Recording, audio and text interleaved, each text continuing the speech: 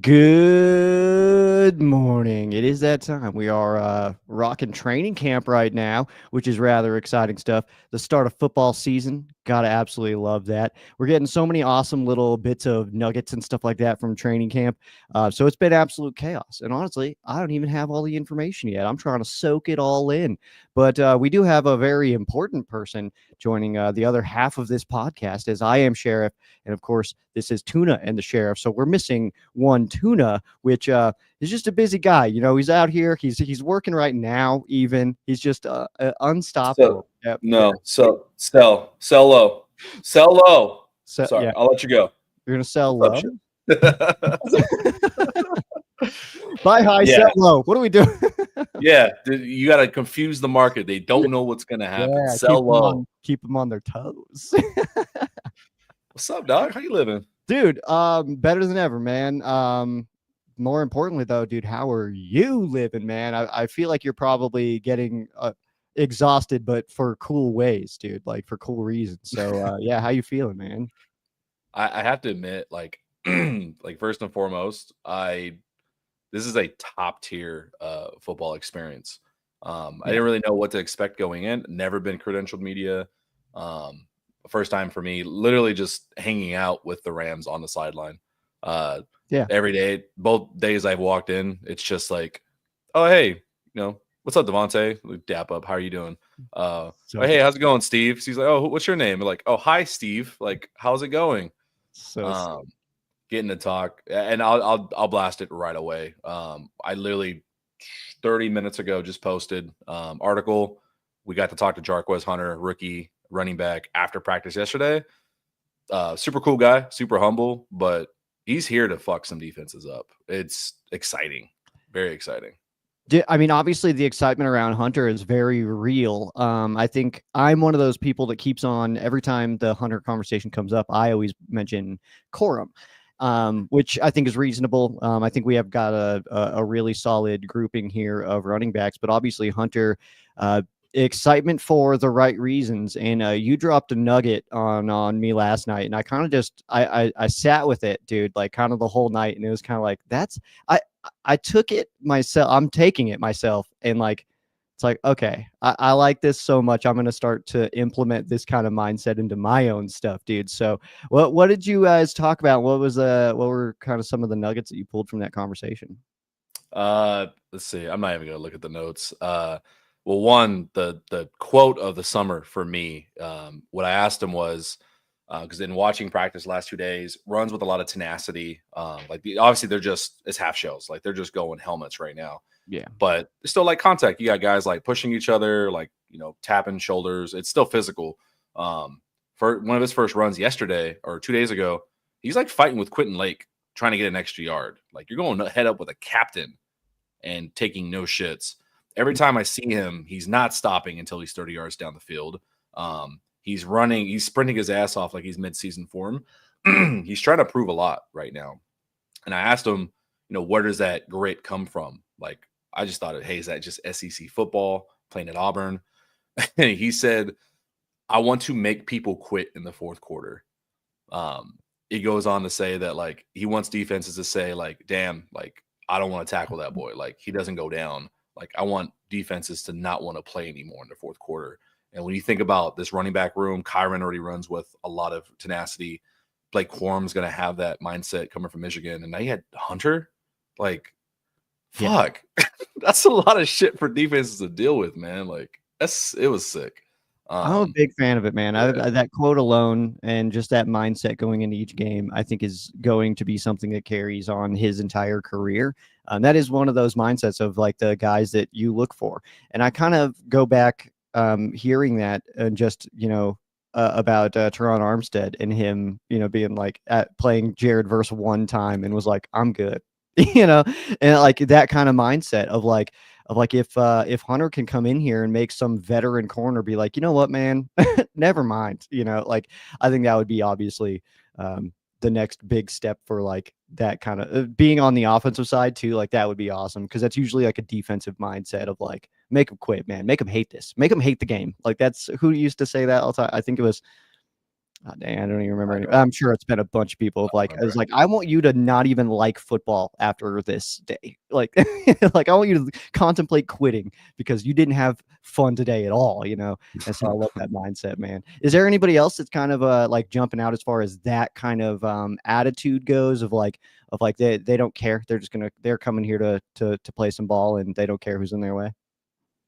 Jared Verse is as advertised. Yeah. From so it there's a lot of energy that comes with just his presence. Some things I took note is both days. The second him and BY run onto the field, like for the first time, like, hey, we're here, crowd Mhm. erupts. It sounds like you're in a stadium. It is. He is by far the showstopper here, like even more than Nice. Puka. If I had to tier it, obviously, Stafford's going to get all the accolades, but Yeah. it's Verse, Puka, and Steve. People fucking love Steve. Dude. Well, because Um, Steve is so dope, dude. he's phenomenal. He's so nice. Yeah. And then no, all practice, like he's talking the whole time. Like the only time he's not is as he's chasing someone to make a tackle. But sideline, the second the play ends, he's yapping at someone. He's just constantly in people's ear. It's super playful though. Like I'm Yeah. laughing all the time when he's practicing. It's so funny. Another dude that stood out though that I wasn't expecting. Like I really was curious what he looked like. Kanata Mumfield, dude, hands. I said yesterday in my observation, like he has hands like vacuum cleaners. Like the ball just Mhm. just gets sucked up. He had a nasty double move on a DB yesterday that had him stumbling. Like You keep he's saying that. pretty fucking good. I've seen your comment on that like 3 or 4 times now of like, oh, like he shook somebody, man. He had him looking Yeah. silly out there. And not for the purposes of like downing the DB at all, but who was it? The jersey started with a 3, and I'm not lying. I couldn't see quite who it was. Where I Huh. was on the sideline, a lot of people were blocking it. I could see what happened and the route and the catch, but I couldn't see his number afterwards because people were like Okay. all hyped on Kanata. So I was curious, man. Yeah, because yeah, I was like, who got shook out here, dude? Like, yeah, I gotta know. Because in my brain, at first it was like it's probably somebody like a Charles Woods or something like that. But I also was hearing very good things about guys like Charles Woods, Emmanuel Forbes. mhm. There's a lot of names in there McCullough. of guys. Yeah, Jalen McCullough. He's one like because you had kind of mentioned like he's somebody to watch in this secondary at the safety spot for sure. I mean, I was thinking that last year, especially seeing him kind of develop as the season went on. We needed him out there in certain settings, and then obviously it worked out as he tied for the team lead with 4 interceptions, but Mm, his progression, like I know that it might be difficult to kind of like really pinpoint considering that last year's training camp, like you weren't covering it there. So yeah. what would you say is something in Jalen McCullough's game that has really stepped up from year 1 to year 2? The best that I could, the way I put it, I don't mean this in a disrespectful way to his game, but Quentin Lake liked. Um, like his utility is really important because Quentin Lake can switch between DB and safety. Hmm. Jalen can do the same thing. He looks really comfortable out there. Like he doesn't look lost at all. Really fluid. The number change to number 2, like speaks a lot to. Is that That's real? Apollo. Is that just a practice thing or is that a real change? I'm assuming it's real. I mean, I don't think you get to wear just whatever practice number. I think. Yeah, you do. What I'm the hell? guessing. What is But it? Puka came out in 23 the other day.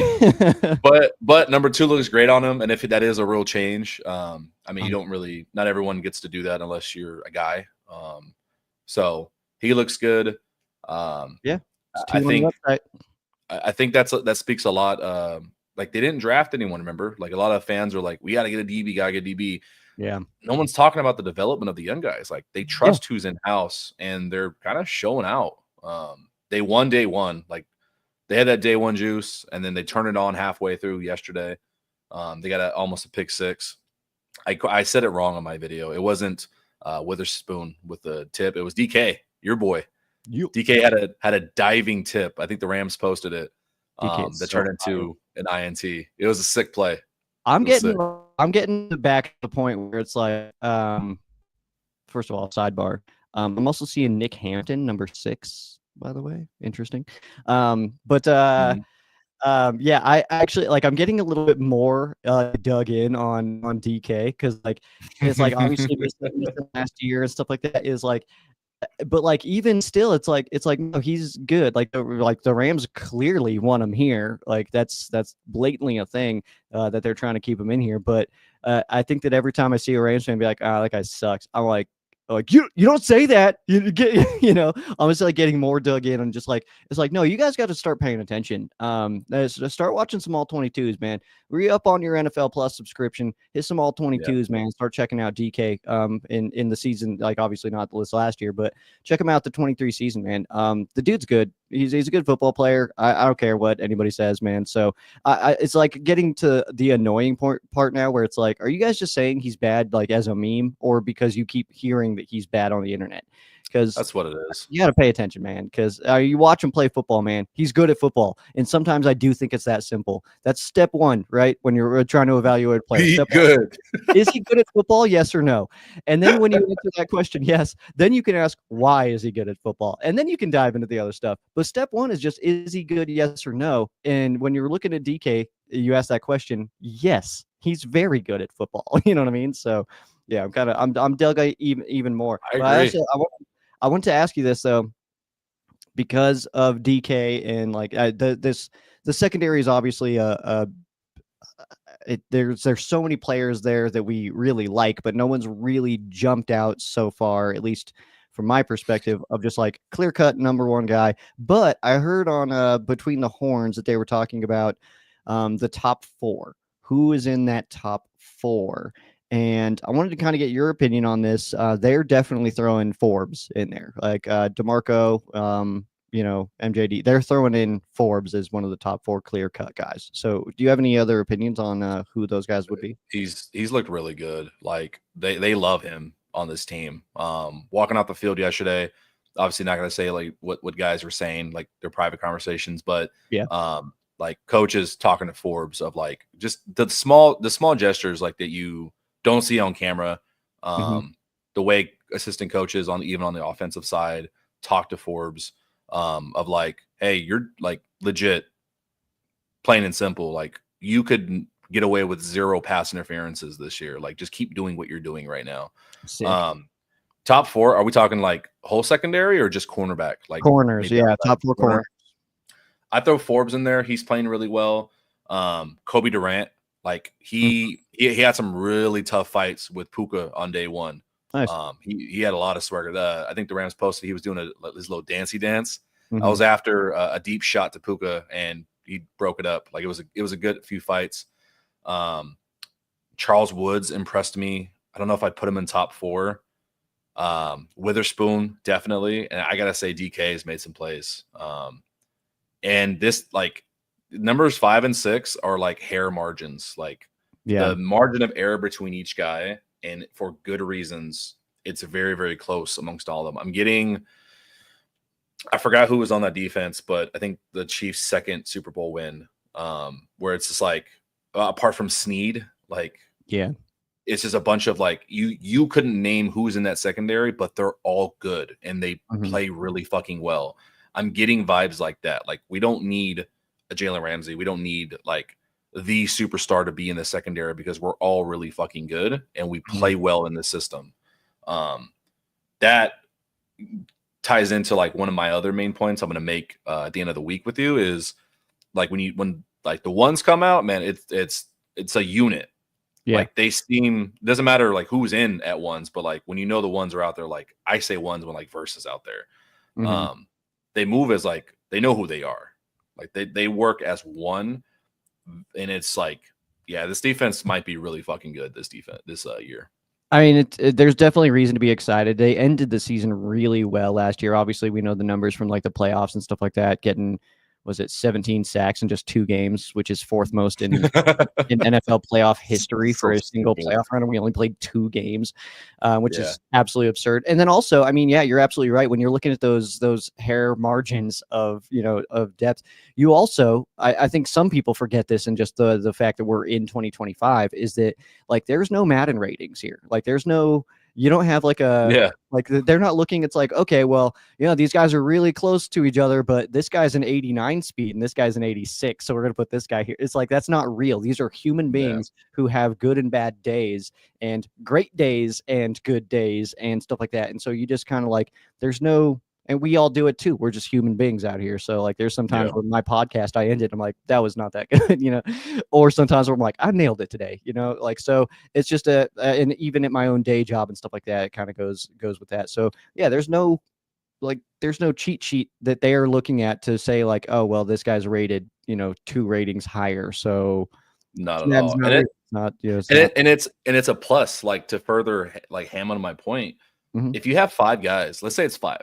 If you have Yeah. 5 guys that you can interchange, Yeah. like that is such an annoying thing for an offense because you're matchup dependent. Like you're Belichick era Patriots. Yeah. Like the DK may start for 3 weeks and then forwards may start for 2 weeks based on who they're going against. Like, and if these guys can come in with no ego and just all hope, like, hey, we're all fighting for a second contract. We're all going to get there if we all work together. Mhm. It feels like they're all bought in. It is it. There's no drama at camp. It's literally just, hey, we're all here to work. I know Rob Havenstein, he beat down he can't carry a momentum because it's a new season, new team. Mhm. But what it does do for a team, you mentioned like 17 sacks and looking great at the end of the season. Mhm. It lets a team know what you're fully capable of. Like it raises the cap. So there's you take the training wheels off of like, hey, we can go.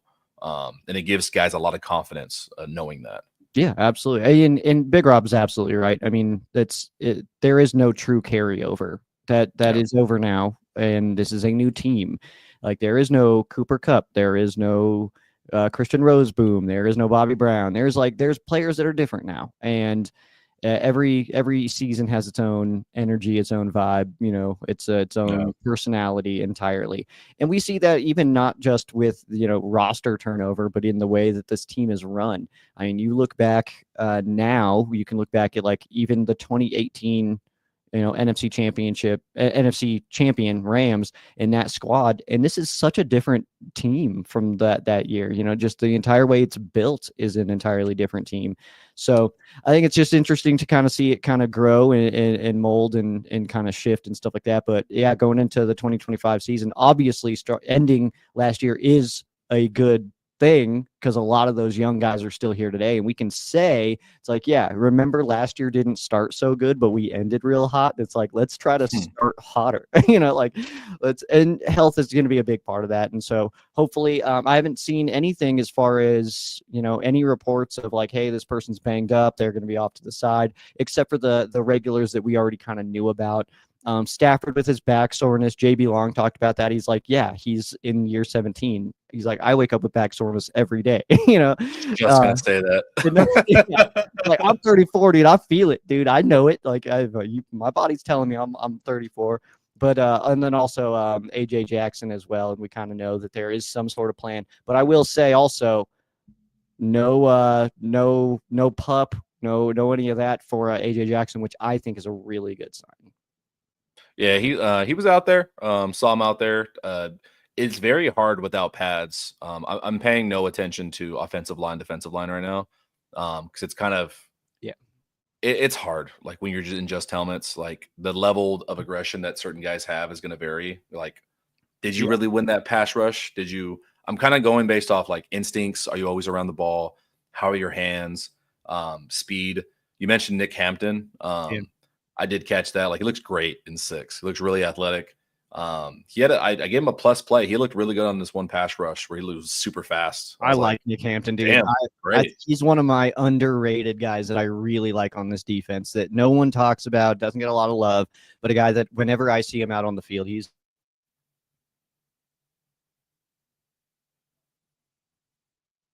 No.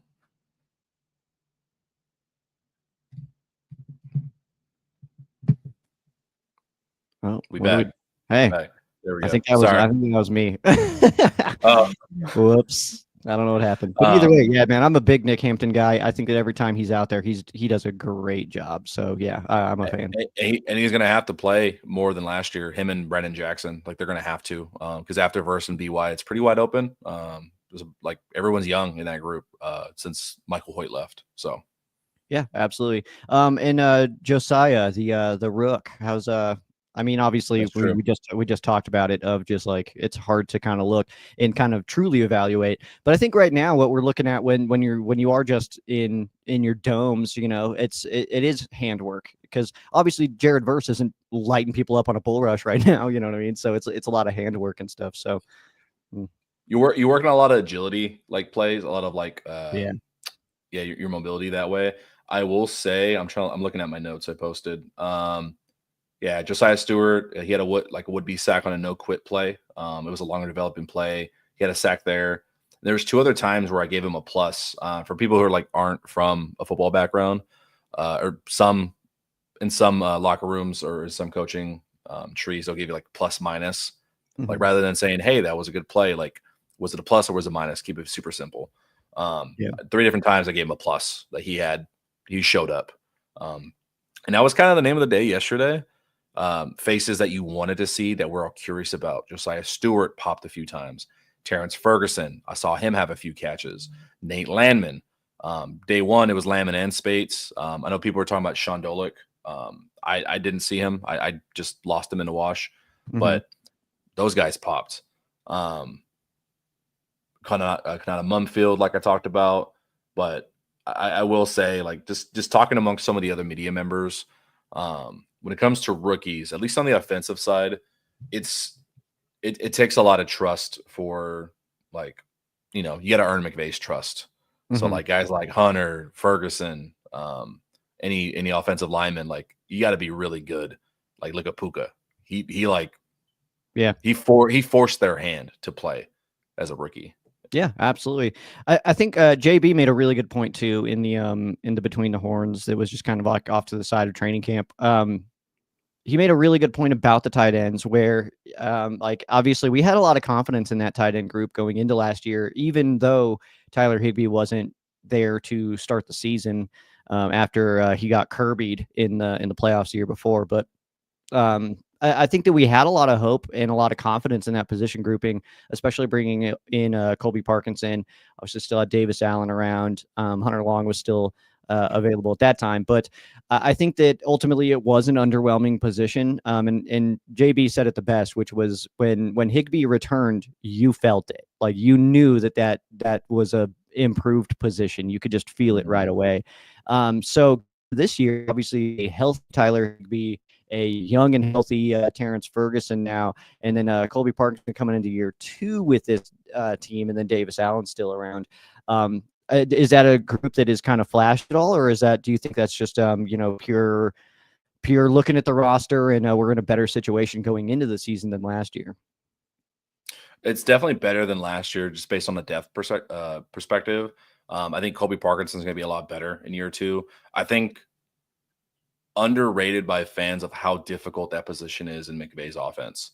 Oh, Because not only because they condense a lot of their formations, right? So you're essentially learning a wide receiver position, which is takes some time in McVay's offense because you're constantly motioning. They're going to motion a lot as well. Um, you have to be versed in Stafford's trust in his communication style and be good at catching and route running, all this. But then you're also a sixth lineman because they're going to run in line all the time. So you're having to. It's a very unique dynamic position under McVay. It takes some time. I'm as much as I'm hyped for Ferguson, I'm going to temper my expectations because I really he's going to have a Puka Nakua type off season where he's like, you're going to have to force me off the field type situation. But that goes for Colby Parkinson last year. Like in your first year, man, like that's a mhm. lot to learn. He's going to come along longer way. But having a healthy Tyler Higbee is going to like be wonders for the team, like full Yeah. strength. I know a lot of people want Ferguson to start, but I've been saying that all off season of like, no, this is Higbee's job. Like it's, Yeah. and I think that Ferguson will get in there plenty. But no, it is Higbee's job. Yeah, single T coming in. Yeah, diving catch versus Minnesota. Versus Yeah. Minnesota in the playoffs is kind of how I'm reading that. But Why is he yelling so I early in the just, morning? I don't know. Brett, if you didn't I don't know if I don't think he went to that game. Brett's actually in Phoenix. I don't know if he went or not. We were all like sitting here, like in Colorado. It was like, yo, are we doing this? Like we were about to head down, but then it was one of those where we thought it was going to be kind of a light attendance game, so we thought that like tickets were going to be like pretty reasonable, stuff like that. And no, the place blew up. And it was awesome. Like, so it actually didn't get that cheap. We were hoping it was like, yo, playoff game, not too far down the road here. It's a quick little flight from Colorado Springs over to Phoenix. No big deal. And yeah, then we were looking at prices. Like, no, we can watch here. That's cool. Like, I actually like this bar. Yeah, 4K TVs, man. We're good. We so I wanted to go so bad though. That would have been such a cool environment to be part of. So jealous people got to see that. Dude, honestly. I wanted to touch on this. We got about 5 minutes left. I wanted to touch on a conversation I saw that was a screenshots of DMs to one Kevin Demoff that I saw just yesterday involving uniforms. And I'm guessing by the look on your scrunched up eyebrows that you are not privy. I've been missing a lot being out there, like getting home late. Yeah, and also probably not super bad. Like, what's up with the uniforms? Like while practice is going on in front of you. So yeah, actually the question was, and I don't even know who this was, so I can't even really like shout them out or anything, but the question was a DM to Kevin Demoff talking about uniforms and asking about uniforms. And Demoff did respond and say, with the announcement of the rivalry uniforms, they are not doing an alternate. So those are two separate events. I've been trying to hammer that. No one believes me, I think. But that alternate rivalries, different things. But he mentioned that he doesn't think that any NFC West or AFC East teams got alternates this year. And I do believe that is correct. I know that is correct for the NFC West. I'd have to think and dive into AFC East. But did mention that that is the case, that we are not getting the alternate uniform with the announcement of the rivalries uniforms, which should be announced closer to the season. I'm imagining that we'll get those sometime in preseason, that those will be released. So with that being said, man, is like, I know I commented on it on this episode of Ram Showcase, came out today at Ram Showcase, Twitter, or like YouTube, Facebook, audio available everywhere. But I commented on it. It's like, you know what, dude? We're supposed to have 4 uniforms by 2022. What the heck, dude? Like, it's like we're getting to that point now where it's like, yeah, I don't really care. I just want to watch some good football, and I love our uniforms that we have right now. But at the same time, man, it's like, yo, give us the damn uniforms. Like, it's like you promised. I think that's why my brain is getting to frustration levels, because it's like, yo, you told us we would have 4 3 years ago. Give us the damn uniform. I don't know what their mentality is. Like, based on how they handled, Ray, I'm excited to see the rivalries unis too. I have a theory about that after seeing the shop at training camp. It's I don't get the NFL's in general, not even just the Rams, but the NFL's like being a stickler for, you can change your helmet only once during the season or like shit like that. With the Rams too, it feels like ownership, they really are hard pressed on not revisiting anything prior to this current uniform set. Like, as they should. It doesn't having anything else. But other teams get like the vintage, like look at the Buccaneers, right? Like people would kill to have the old school, like blue and yellows type thing. Like I don't see them honestly ever doing that. Like they're very hard pressed on moving forward. Yeah, but after seeing the pro shop, like I'm rocking the Royal and Soul hat from the collective. I mean, I don't know if there was any hints in the past Royal and Soul stuff, but I feel like black was intentional, and like where they went with this direction might have been intentional. Like maybe they're hinting at us. So I'm hoping, are we getting black? Are we getting something like black? Are we going some vintage?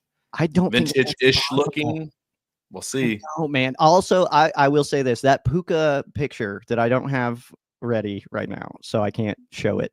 But that Puka picture of the rivalries uniform, there's a detail on that I had missed originally, and I did talk about it on this episode of Ram Showcase, available YouTube and Facebook, audio available everywhere. It's the pants look gradient to me. The pants look gradient. And so I'm going to guess that that is navy into royal gradient, but that's purely just a guess based on a black and white photo, dude. I have no idea, but that's what I think that we're looking at there. Are you pulling this up? I'm trying to. Okay. First thing that popped up. By the way, love the Packers move with the Yo, Illinois. so base. dope, dude. Holy moly, that's awesome, man. I love some uniforms I that are love coming it. out right now. Those Steelers ones, I love don't it. care what anybody says, dude. I'm a big fan of those. I think they're so dope. My favorite uniform from That all one, of you're wrong. no, my favorite That uniform one, you're from wrong. all of last season were those Giants throwbacks they wore week 1. Absolutely loved them. I love the yeah. Steelers uniforms, dude. There's not been one.